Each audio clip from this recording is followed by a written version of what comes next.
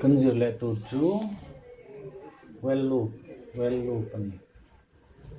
well loop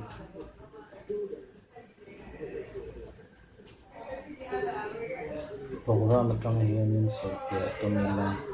hian dan ni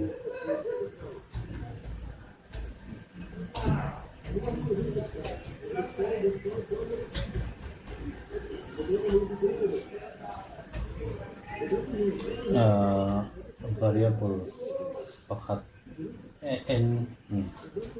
n hi long ta se n hi lo declare ta na well loop man dan chu well janga mi chunga hian condition hi kan top na tur ane kan top na tur le kan chum le na tur decision sian tur ne chuan well loop chunga hian block alai hian chung hian block kan dan ho ni block chu nge content title ka chuan ta hian antiana n is greater than 0 tiam le chu kan n hi equal to 5 lo ta se n hi amma sabera chuan hi chekanga n hi bli in tem alienem te chenga chumi chu dik chuan achunga hian achunga om te hi achunga thil om te hi a execute tanga achunga om te hi enge achunga om te hi execute torin compiler in azo intingan sang visit kandidan ni azo visitam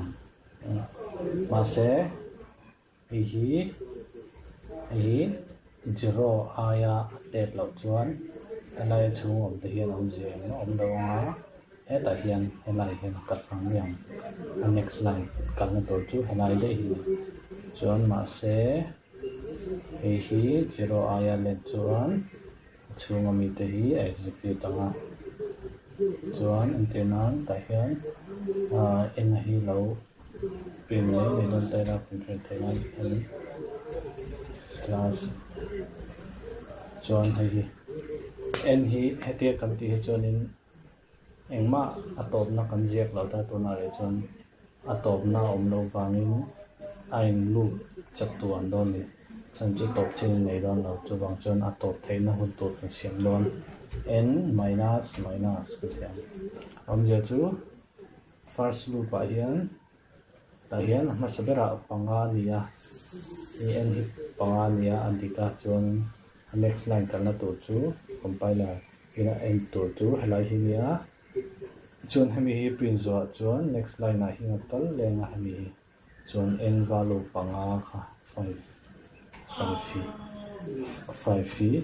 4 alo ni tonga chuanin he loop a hi chok nga chuan he ta kal chho lenga hi pali lo ni to chuanin a check lenga andika the next line a hin kal lenga ta hin chuan he ta hin pathuma lo de lenga n minus line na rum tang hian chuan he ta kal chho lenga 3 lo lenga chuan chu theng zo chuan helai chung me thi adik chung chuan helai hi adik chung chuanin helai hi n hi 0 aya dik ake len chung chuan helai mi hi chung mi ho hi compiler in azuk execute torin azuk enanga chuanin hi 0 ani huna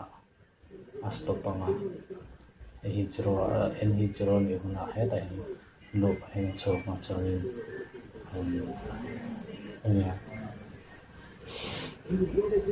loop hi kan close to tina ni chu chuan tun a hian lo n chimila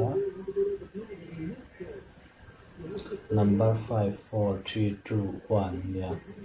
hi object chu kan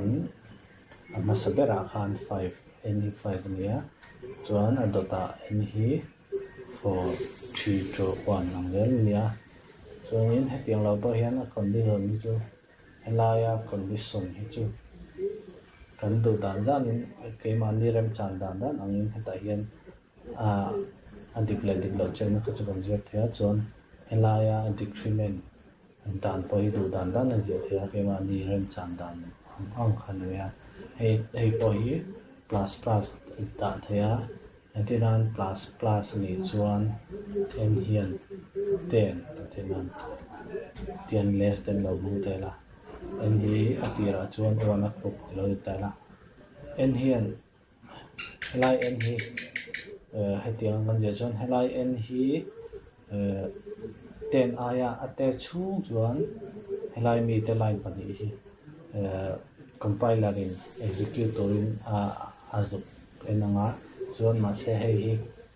hi plus ni chuan in plus ni chuan 1 hi helaya kan 1 assign hi 2 3 4 5 6 7 8 9 10 alo nga lai 10 ani nga chuan in heng laya mi te line pani te hi compiler in a en to lo nga he ta hian helai line tang hian he ta hin kal anga chuan na kan loop kha ton don okay 1 2 3 4 5 6 7 8 9 10 wang nge 10 a pin tel lo kan ti chuan hei hi 10 chu 10 ai na 10 lo wang ni 10 pin tel tur kan ti chuan ta hian equal to kan da thaya less than or equal to helai condition chu ka sei tong khan ke mani ram chan dan ang in kan da thaya chuan hei poi ke mani kan program rizian na ai mil dan ang in hei poi kan siam rem the ni example toy te ne or some the well look man dan so